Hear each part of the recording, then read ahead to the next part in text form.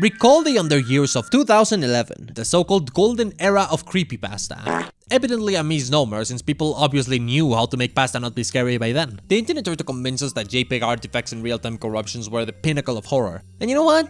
I'll admit it. Sometimes they worked. They managed to rattle my rattlers. Creepypastas felt scary for a 6-year-old me, but bloodshot eyes and creepy photoshops lose their power the minute you see the real horrors of the world, like war, or famine, or my uncle Tobias's face. Either way, I'm older now. I've consumed enough internet garbage for a lifetime, and I realize I often find myself appreciating their, peculiarities. Thing is, the classics like Sonic EXE, Slenderman, Squidward Swiss cheese or whatever have been discussed so much, the creepypasta has grown stale enough to grow mold. Irony gave him the old one too, killing the charm. But there's a whole world of lesser known creepypastas that still have that raw, unfiltered sincerity. So I came up with a plan. Since I cracked the Tomodachi Life Adelan case, who better to peek into the world of Mii Creepypastas, popular enough to be iconic, but unpopular enough to be earnestly judged. Let's take a peek into the world of crappy and not so crappy Mii game creepypastas. Now, in order to find these stories, we're gonna go deep in that cave, and I don't mean that metaphorically, I mean that as in fandom.com, where the real horror is the ads. Wii Deleted You. Eteled may not be that old, it was posted in 2018, but it's by far the most popular. Spawning fan games and a whole community, it became iconic. The reason being, of course, FNF, which I'm not a fan of, but I forgive it for giving us carbon poisoning. Eteled is a short story about a kid who gets a Wii, I quote, about 9 days after the Wii was released, which I find funny because they give the actual date, so I don't know what sort of time dilation is happening that can turn 9 days into about 9 days. The powers of Eteled are without limit. The kid goes immediately into his Wii channel because it caught his eye over Wii Sports, even though Wii Sports directs you to the Mii channel if you have no Miis. I guess this kid has a spooky radar and wanted to get spooky, so he went to get spooked. But when he got into the Mii channel, there was already a single Mii. Intrigued, he finds that Mii's name is... I'm waiting for the violin hit. Damn it, I missed the sound cue. Eteled. Anyways, if you tune up your IQ, you may realize that Eteled is delete backwards. Almost like how Red Room is murder backwards, or how Strukaf pod noslurk nirps tiumirk sialinav is vanilla ice cream with sprinkles on top backwards. And this is how our Paula Lated apparently looks like. What a handsome fellow. Reminds me of my uncle Tobias's face, except it's way less scary. This kid does the sensible thing and deletes the guy. Goes to make his own Mii, then sees that the guy returned, but gets hit with a little bit of I don't give it much importance syndrome, as creepypasta protagonists often do. It's one of the main symptoms, along with loss of personality and bad grammar. I'ma read the next part because it's peak writing. I liked Wii Sports, mainly because it was a compilation of 5 sports: tennis, baseball, bowling, golf, and boxing. Yeah, he stops everything to list up the games in the collection. I decided to play bowling because it was my favorite sport. This is the most believable part of the story. Of course, the dude who's into gaming enjoys 2 sports and they are chess and bowling. As he is playing bowling, he notices the Mii on the lane next to him is eating Who wrote this part of the script? I'm deducting 200 credits from your pay this month. Just you wait, one day I'll have real employees. So yeah, the kid gets worried at the sight of Eteled and decides to go to the Mii channel to have a friendly conversation with the man, who can apparently respond to him through the screen. He asks, "Why are you trying to delete me?" As if his name was not literally delete backwards. It's like if I was walking through the street with a giant neon signage that said, "Drop kick me," pointing at my head. Sure, most people wouldn't do it because they can drop kick, but if someone did drop kick, I would absolutely not be asking why. I'd be in admiration actually asking for an autograph and for an ambulance. The kid says out loud, once again I'm quoting here, What do you mean?" "Oh, you know what I mean. I just don't want you on my Mii channel. I'm sorry." "Oh, really? Miis have feelings too, you know? How would you feel if I deleted you?" "Sorry, buddy, but you're gonna have to incur a $21 penalty if you really want to do that. Pay up." So yeah, it takes this kid until the 3rd answer to realize he's actually talking to the Eteled entity. And it also takes Eteled those same 3 sentences to jumpscare the kid to high heaven. And he doesn't just boo, no, he's inviting the whole cavalry, bloodshot eyes and quote-unquote the same creepy features but more gruesome. Thinking of it, Courage the Cowardly Dog was airing on TV at this time in the story, and this shit is just fucking mild in comparison to what that show was doing. Look at this, it's actually scarier than any horror movie I've watched in the past 3 years, and by a distance. can we talk about how short-lived the patience on Eteled is? I think he's got some anger issues to work through, because he could have easily said a bunch of things to make this kid like him, like, don't delete me, I give good luck in video games or whatever. He came out wielding a chainsaw and is asking people why they feel threatened as he swings it around. I like that this kid actually stands up and goes get his dad. Like, the Wii pretends it's not hunted or anything, but props to the kid. He is displaying initiative, which is pretty innovative in creepypasta standards. Anyways, the Mii channel goes bye-bye and blocks the player from accessing the Mii channel with a single error message that reads, "We deleted you." So now the kid is forced to play as Eteled for the rest of his life, even though there's like maybe 10 games that force you to play as a Mii, so I don't think Eteled thought this through. Now he's stuck in a white void with no friends, and the only person left to be his friend is chronically scared of him. Bro lost this interaction. And that's the end of the story. I like that it unintentionally has an interesting message regarding Eteled. It's like, the character was so scared of being deleted that he preferred to shut everyone out and live a life of loneliness rather than learning to live with that fear. Poignant commentary about the nature of fear, but I'm the one who thought of that, and I'm not sure the creator of this story thought of that as well. In reality, this is just a typical short story by a novice author, where the whole thing hinges on a funny phrase they thought up. In this case, "We deleted you," which is just absolutely hilarious because it's just a pun. And I can totally respect that.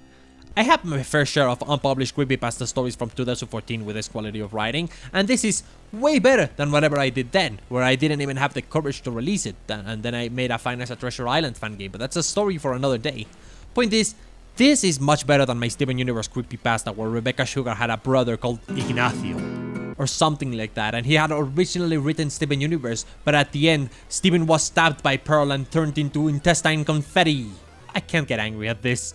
I guess I have my gripes with it not being called the Sare, since the Mii channel uses the word erase in regards to deleting a Mii, which to me is a bigger oversight than the whole Wii Sports sending you to the Mii channel issue I brought up, but I can't let it go. Sure, Eteled isn't scary at all and the story is a bunch of genre tropes, but writers have to start somewhere. It did lead to the author having a relatively successful career, and multiple sequels that I'm not gonna get into because it honestly devolves into creepypasta slop. So turns out this guy named Henry is apparently angry, and an ex-Nintendo employee, and possessing Eteled? I'm just gonna live with my neat interpretation from a minute ago so it doesn't collapse 10 seconds into part 2. Actually, the creator of this has another Mii Creepypasta that I'd much prefer to talk about instead.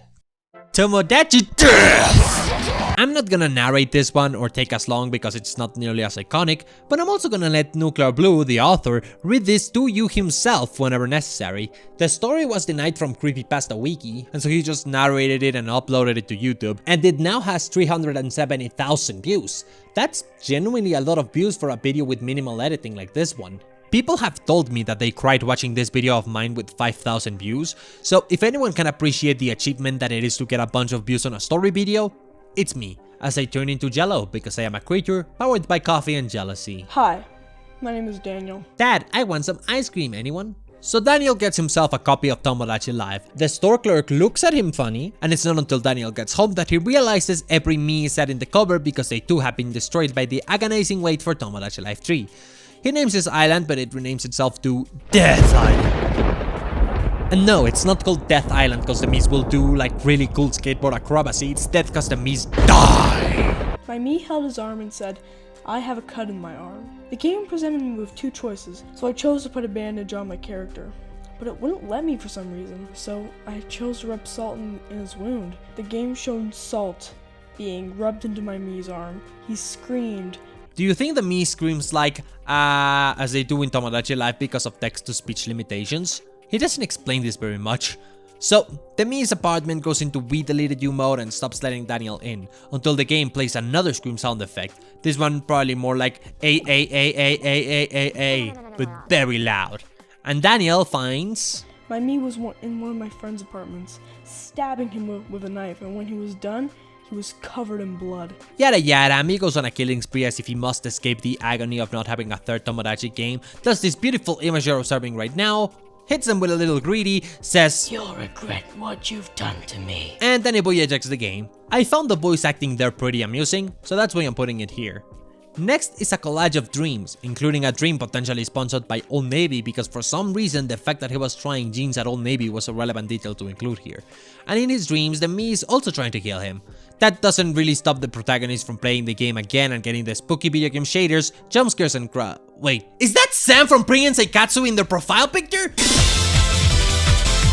As you can see, this one is not as interesting, just more blood and more tropes, though I do like that the story ends on an inconclusive ending. It feels like the kind of creepypasta that would continue into a second installment with action scenes and the protagonist going to a shaman to train so that he can fight his evil Mii doppelganger. And I'm realizing now this is probably just an episode of SpongeBob, huh? I find Tomodachi to be a weird game to do a creepypasta about. More so one that's focused on blood and knives and crud. Like, the game is already really weird, so there's plenty to grab within the game for the sake of horror.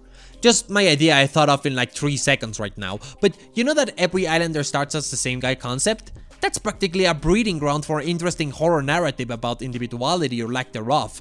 You could make a really awesome story like Chubot's Animal Crossing story, which uses the game as a conduit to tell a story rather than trying to be believable about having a cursed version of the game. I highly recommend that Animal Crossing story, by the way, but I guess that's less a creepypasta and more a standard narrative. I'm here today to talk about creepypasta, and surely there must be a better Tomodachi Life creepypasta somewhere out there. Dying happy. This is not the fault of anyone who made or likes this creepypasta, but I just love how there's a chimpanzee in Google search results when I look for this one. It's so visceral and silly. This story is about a used copy of Tomodachi, with a Mii called Mr. Happy Death, who can sing a Tomodachi Life techno song about Swiss cheese that curses the protag's friend by making him Swiss cheese, as in suicidal. And that later makes the protagonist too become entranced by the song until he decides to join in on the fun at the end of the story, if you catch my drift. And I actually quite like the tone here. It's trying to be much more psychological than paranormal, which actually makes it feel like a somewhat believable read, while also avoiding most tropes from creepypastas. The start of the story doesn't really feel like it's telling you a scary story.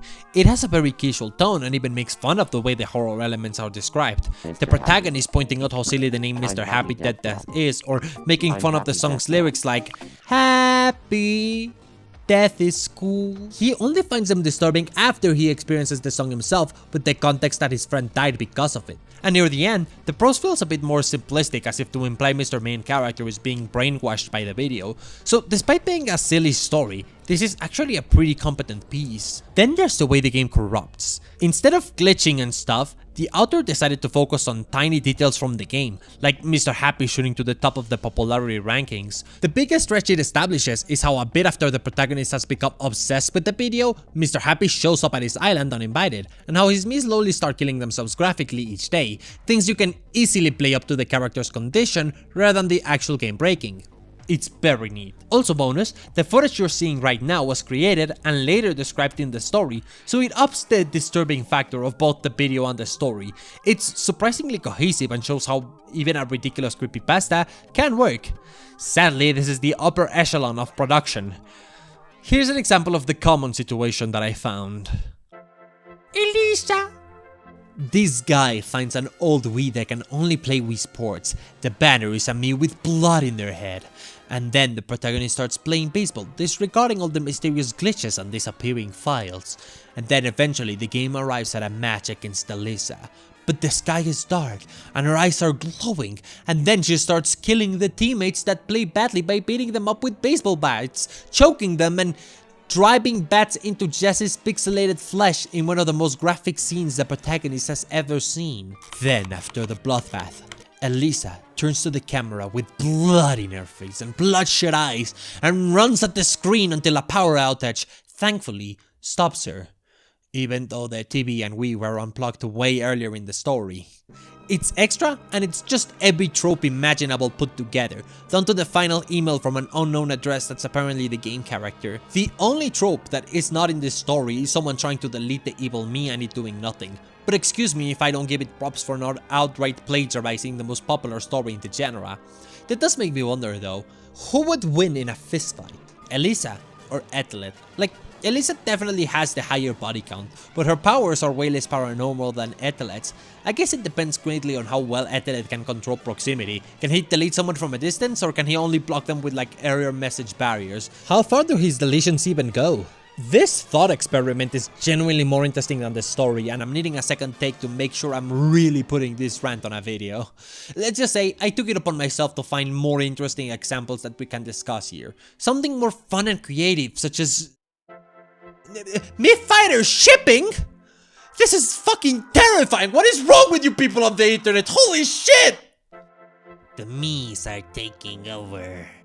Okay, so this story isn't particularly fun and creative. It's an analog horror story, and it leans a lot into those tropes down to using VHS tapes, even though this story would happen at the earliest in 2006. Yeah, maybe not the prime era of mass communication, but I assure you, our visual layouts on screens would not look like this. They'd be more like water and grass and fishes and Babylon Emboss turned to 700 because this apparently looks good according to everyone in 2006. But you gotta think about the implication. The idea is like skinwalkers from every analog horror story ever, but instead of looking like humans, they look like Miis. But with realistic mouths, and they are powered by video game consoles, so you must destroy them before they end humanity. Yeah, I gotta be honest, this is pretty terrible. It's tropes, but with the Mii IP slapped on top. But at least there's a lot of work put into the visuals of the distorted Miis, hence why it's here. They look a little silly and cheap, but they also do look like a genuine horror creature that could have scared me if I was 8 again. That's a compliment, right? I like the idea of comboing paranormal creatures with something innocent and childish like Miis, and trying to see if you can make them scary, but this just isn't the right execution. I kinda cringe at the fake on-screen text used during the gameplay segments that did not have its resolution downscaled to fit with the rest of the image, mostly cause I've spent a lot of time myself making sure that any fake text that I put into a video game in my videos looks somewhat natural. What's next on the chopping block? Something better, come on, hit me. Mii 638. Yeah, we love our paranormal entities named after arbitrary numbers. Oh shit, it's 1377812568904. You better run away before they turn you into pancake batter like in that one weird commercial from the Philippines. They call me the unpisser because I take the piss out of everything. Surely, this story doesn't fall into any of those silly cliches and pitfalls. Let's see. Here we get the protagonist and his friend making Miis and playing Wii Play, that's new, with the protagonist's friend making a Mii called Mii 638. The Mii starts replacing other Miis, having Miis that disappear and causing power outages. At first, I like this story because it points out that Miis are getting replaced by default Miis, which is totally something I could expect happening from a game that glitches, returning the avatar to the default state. This may be a deep cut, but remember back in the era of The Sims 3, when baby Sims would sometimes get stretched out becoming some fucked up baby spider monsters?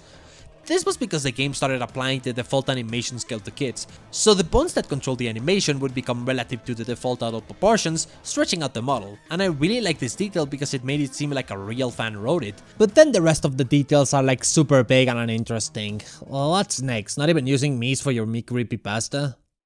Feed me. Me and my big fucking mouth, huh?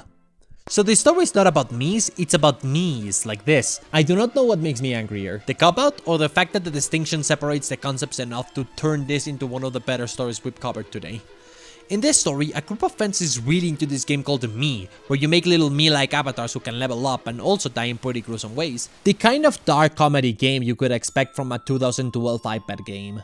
I always forget the name of this game, but anyone who was around in 2012 and is watching this right now is probably having memories unlocked. Anyways, in this group, one of the friends, Rudy, starts playing the game wrong. Instead of creating a strong Mii that can survive the horrors, he's focusing on the genes that let him goon the most. I'm not kidding, this is the explanation. He's so obsessed with this concept that he breeds what he describes as the ultimate dummy thick gamer GF, and vocalizes loudly among his friend group that he wants to get her pregnant.